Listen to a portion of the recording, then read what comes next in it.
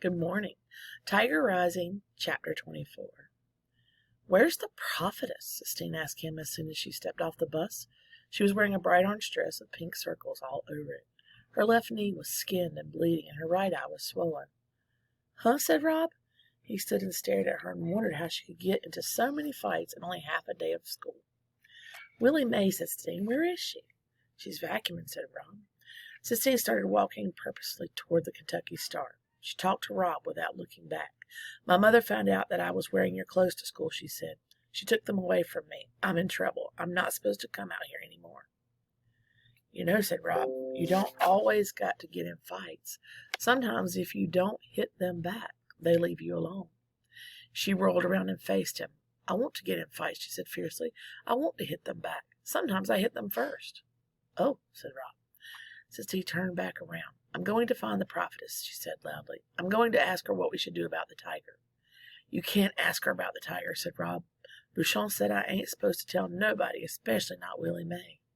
Sistine didn't answer him. She started to run, and Rob, to keep up with her, ran too.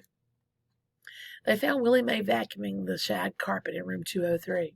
Sistine went up behind her and tapped her on the back. Willie Mae whirled around with her fist clenched like a boxer. We need some answers, Sistine shouted over the roar of the vacuum cleaner. Willie Mae bent down and turned the vacuum cleaner off. Well, she said, look who's here. She kept her hand balled up as if she was searching for something to hit. What's in your hand? Sistine asked. Willie Mae uncurled her fist and showed Sistine the bird. Oh, said Sistine, and Rob realized that was why he liked Sistine so much. He liked her because when she saw something beautiful, the sound of her voice changed. All the words she uttered had an oof sound to them, as if she was getting punched in the stomach. The sound was in her voice when she talked about the Sistine Chapel, and when she looked at the things he carved in wood. It was there when she said the poem about the tiger burning bright, and it was there when she talked about Willie Mae being a prophetess. Her words sounded the way all those things made him feel, as if the world, the real world, had been punched through, so that he could see something wonderful and dazzling on the other side.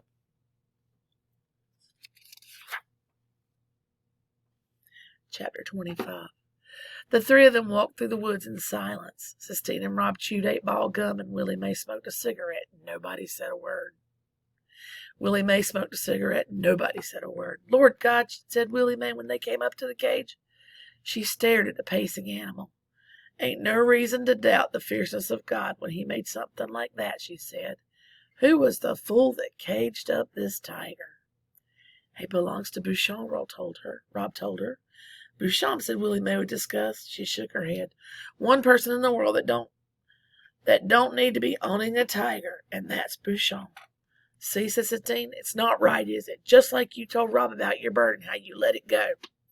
A bird, said Willie Mae, that's one thing. Tiger belonging to Bouchon is another. Tell Rob that he should unlock the cage and let him go, Sistine demanded. I ain't, said Willie Mae. You got to ask yourself what's going to happen to this tiger after you let him go. How's he going to live? Rob was flooded with sad relief. Willie Mae wasn't going to make him do it. He wasn't going to lose the tiger. Panthers live in these woods, said Sistine. She argued it. They survive. Used to, said Willie Mae. Don't no more. Sistine put her hands on her hips. You're not saying what you believe, she accused. You're not talking like a prophetess. That's 'cause I ain't no prophetess, said Willie Mae. All I am is somebody speaking the truth. And the truth is there ain't nothing you can do for this tiger except to let it be. It's not right, said Sistine. Right ain't got nothing to do with it, muttered Willie Mae. Sometimes right don't count. I can't wait until my father comes to get me, said Sistine. He knows what's right. He'll set this tiger free. Rob looked at Sistine. Your daddy ain't coming for you, he said softly, shaking his head, amazed at what he suddenly knew to be the truth. My father is coming to get me, Sistine said through tight lips. No, said Rob sadly. He ain't. He's a liar, just like your mama said.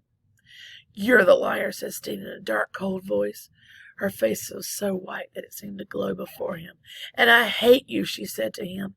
Everybody at school hates you too, even the teachers. You are a sissy, and I hope I never see you again. She turned and walked away, and Rob stood and considered her words. He felt them on his skin like shards of broken glass. He was afraid to move. He was afraid of how deep they might go inside him. "She don't mean it," said Willie Mae. "She don't mean of what she just said right now." Rob shrugged. He bent and scratched his legs as hard as he could. He scratched and scratched, digging his nails in deep, trying to get to the bottom of the itch that was always there. "Stop it," Willie Mae told him. Rob looked at her. "Let me tell you something," she said. "I would love to see this tiger rise on up out of this cage. Yes, I would. I would like to see him rise on up and attack Beauchamp, serving him right for keeping a wild animal locked up, putting you in the middle of this, giving you the keys to this cage. Come on." She grabbed hold of Rob's hand. "Let's get on up out of here."